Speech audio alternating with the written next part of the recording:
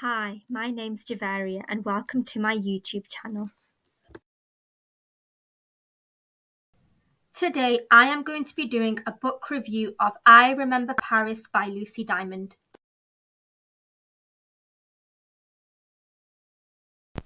Both main characters are female.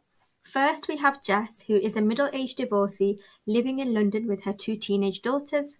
She co-parents them with her ex, and if you are wanting some drama between Jess and her ex, I'm really sorry to disappoint you, but there's no drama. Did I mention that Jess is a writer by profession? Next, we have Adelaide, who is an 80-year-old artist living in Paris. She is no longer working as an artist and she lives with her carer, and her nephew lives nearby.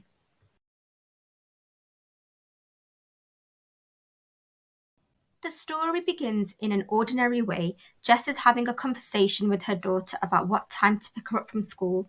The next day, Jess receives an email about writing a book about an artist and interviewing her about her whole life story.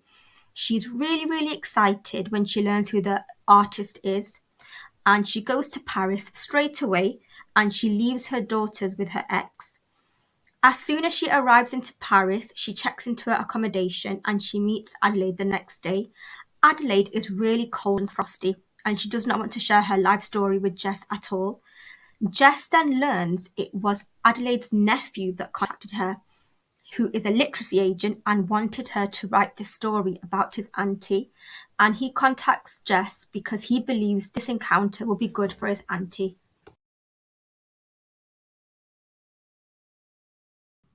The main part of the story is then Jess interviewing Adelaide and learning more about her life story, which at the beginning is very, very difficult due to Adelaide's attitude.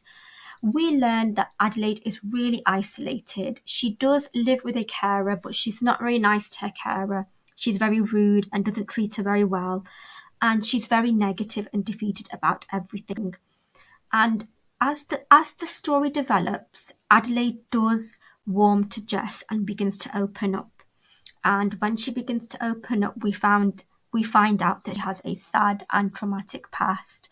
She witnessed abuse in her childhood, and when she goes to university, it takes her time to stand up on her own 2 feet.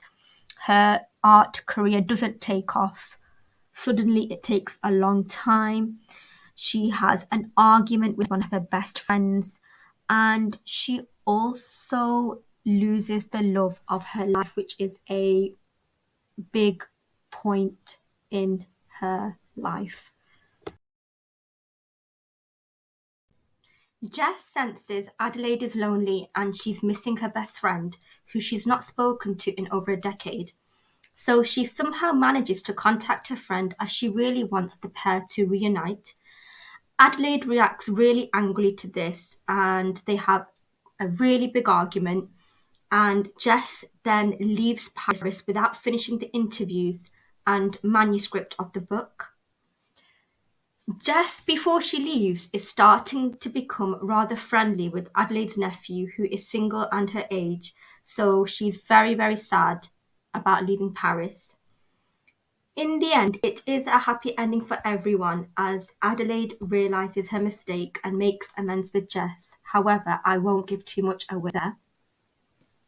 In conclusion, I thought it was a thought-provoking read, and I think Jess and Adelaide were so different but also so similar in many ways, and I thought that was really interesting. The chance to interview Adelaide was a turning point for both of them, and they both needed a change.